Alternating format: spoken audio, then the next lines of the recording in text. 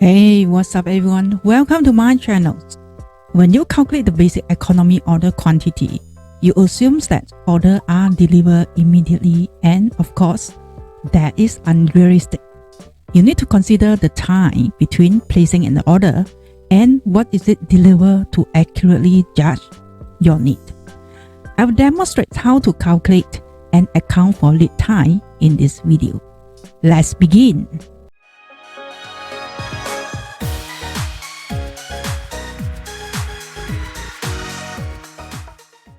My sample workbook file for lead time, you can find it in the below link in this video collections. In this video, I have the information that I need to calculate my EOQ. So I have the setup cost in B3. In B4, the annual flow rate of demand. And then in B5, the holding cost. And that's the amount of it costs to hold a particular item for a year in inventory. The equations of calculating EOQ or a Q star is on the right. So I will go down to cell B6 and enter it. So I will type in an equal sign and we need to find the square root. So SQRT followed by left parenthesis. Then we have to multiply by the setup cost.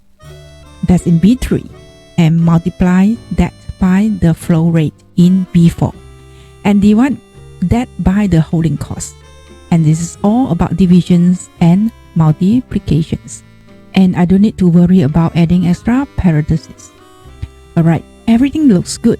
So I will type the right parentheses to close out the formula. Enter and I get an EOQ of 219.09, which agree with result from previous video.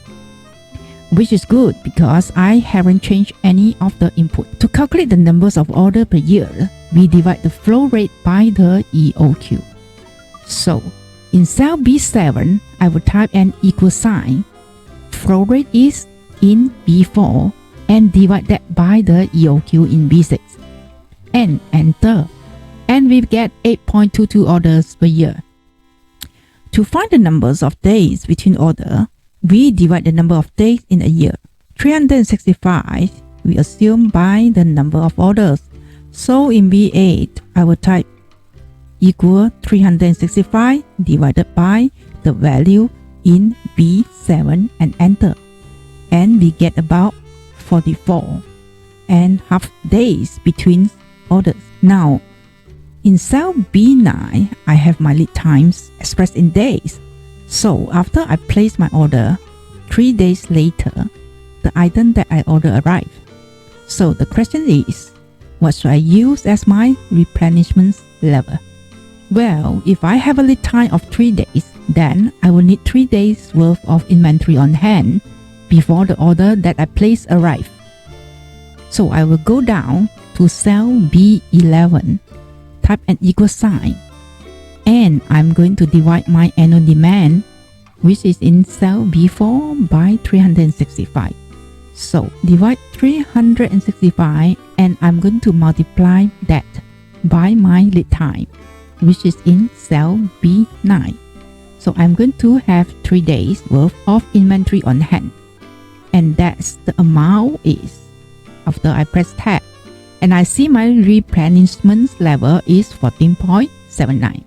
So it appears that if I have 15 items on hand that I place my order and I won't miss my sales based on average demand. You might be wondering if this affects the days between order. It does, but only the first one because we have a lead time of 3 days. That means that the first order will need to be placed after 44.43 minus 3 days or 41.43. After that, because none of our parameters change, you will place your order every 44.43 days.